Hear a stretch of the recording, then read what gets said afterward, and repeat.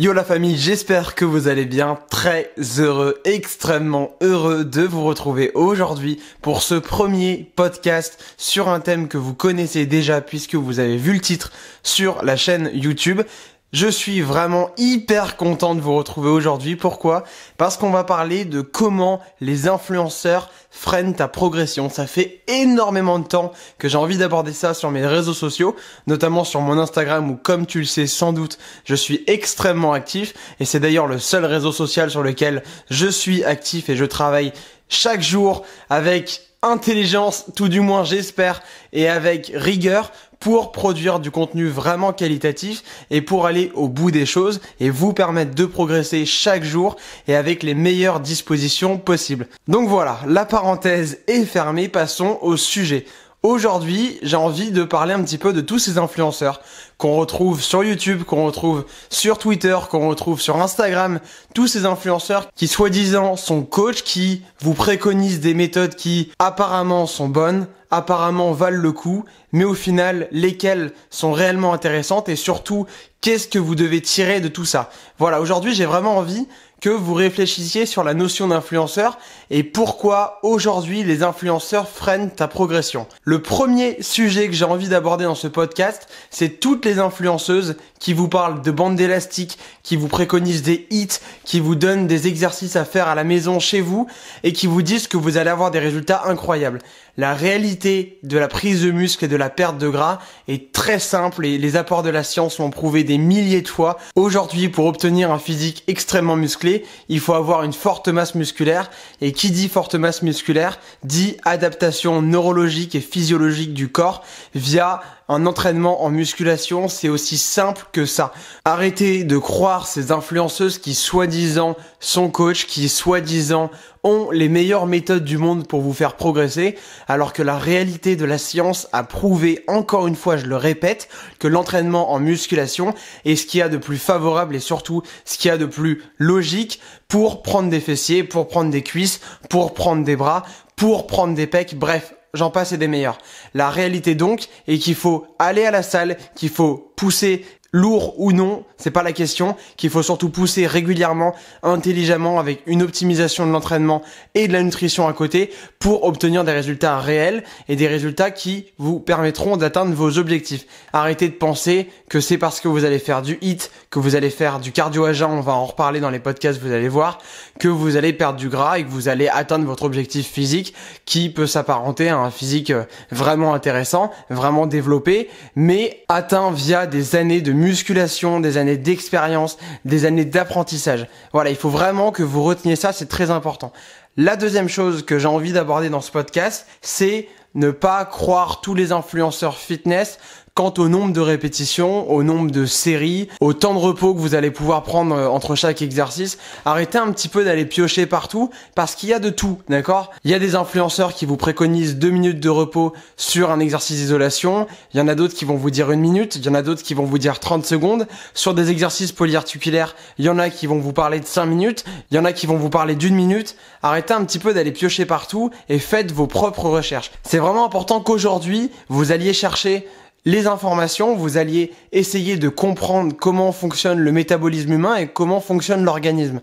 Aujourd'hui, il y a trop de personnes, il y a trop de Français qui vont à la salle, qui font ce que les influenceurs fitness leur ont dit de faire. Donc faire 4x10 sur du curl biceps, faire du 4x6 sur du développé couché. Arrêtez un petit peu de réfléchir par les influenceurs, mais allez chercher les informations, allez vous former, allez apprendre. C'est vraiment ça qui va vous permettre de progresser et de comprendre tous les mécanismes, que ça soit en musculation ou en nutrition. En plus de ça, il y a quand même un point qui est important à aborder, c'est que les influenceurs fitness, comme je vous l'ai dit, ils ont des années d'expérience derrière eux, donc ils n'ont pas le même niveau d'entraînement que vous.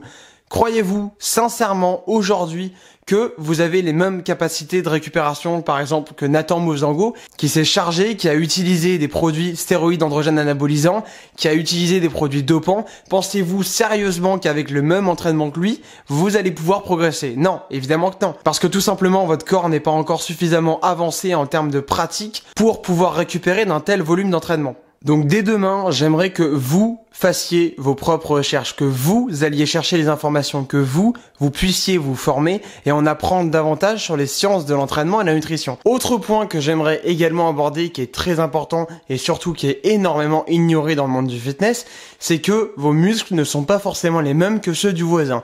Pas en termes de développement évidemment, mais en termes de composition et en termes surtout de répartition des fibres. C'est très important de noter qu'aujourd'hui, chaque métabolisme est différent, chaque organisme fonctionne différemment et c'est la raison pour laquelle on réagit tous aux stimulus de l'entraînement de manière différente. La science nous a permis de comprendre grâce à des analyses que chaque muscle est différent et chaque muscle a une répartition différente en termes de fibres.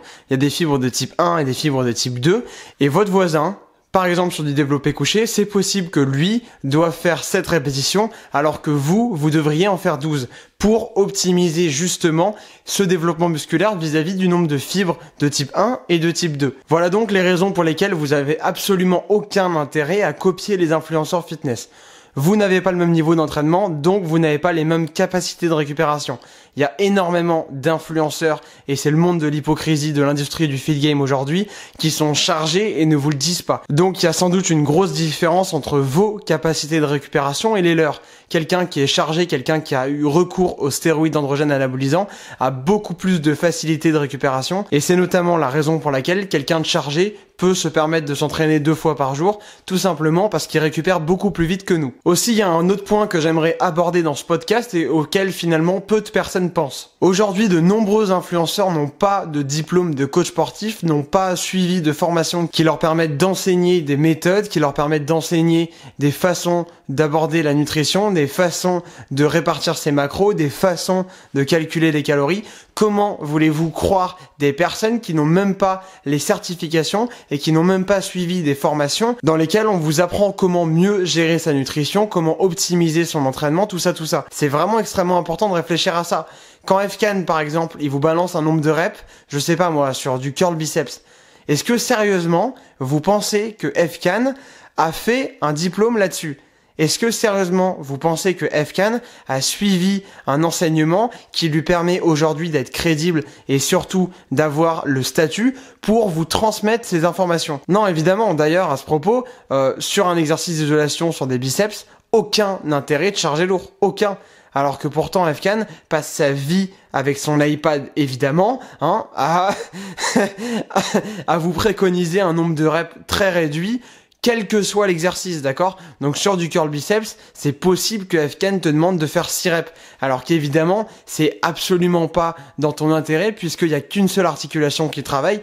Donc il faut éviter de mettre une trop grosse tension, une trop grosse pression sur cette même articulation. Voilà. Donc c'est quelque chose que j'aimerais vraiment que vous compreniez, c'est qu'aujourd'hui, tous les influenceurs n'ont pas les diplômes, n'ont pas les certifications pour vous transmettre des connaissances qui sont validées par les apports de la science, que ce soit en nutrition ou en entraînement, en musculation. Aujourd'hui, influenceur, c'est un vrai métier. C'est vraiment quelque chose qui te permet de gagner ta vie au quotidien. Alors pourquoi aujourd'hui, toi, derrière ton écran, il faudrait que tu ailles croire les influenceurs sur tout ce qu'ils disent, alors que finalement, il y a énormément d'hypocrisie sur les réseaux sociaux et je suis certain que je ne t'apprends absolument rien. Pourquoi il faudrait que tu ailles les croire alors qu'ils sont là pour gagner leur vie? Ils sont là pour faire plaisir à leurs proches via l'argent qu'ils gagnent sur Instagram, sur YouTube, sur Twitter, sur Facebook, bref, c'est pas le sujet. Pourquoi il faut absolument que les influenceurs aient la vérité dans leur bouche? C'est pas parce qu'ils disent quelque chose en story qu'il faut les croire. C'est pas parce qu'ils partagent tel ou tel produit et qu'ils disent soi-disant qu'il marche super bien qu'il faut les croire. Les influenceurs, je te le répète encore une fois, ils sont là pour gagner leur vie. En conclusion donc, je t'invite à pas forcément aller te faire bercer par leurs arguments, à pas forcément tomber dans le panneau, mais plutôt optimiser via des recherches que tu auras faites ton entraînement et ta nutrition.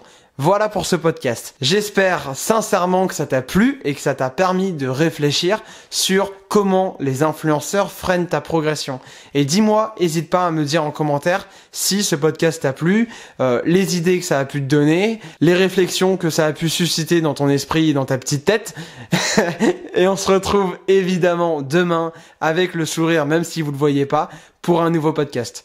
Bonne soirée.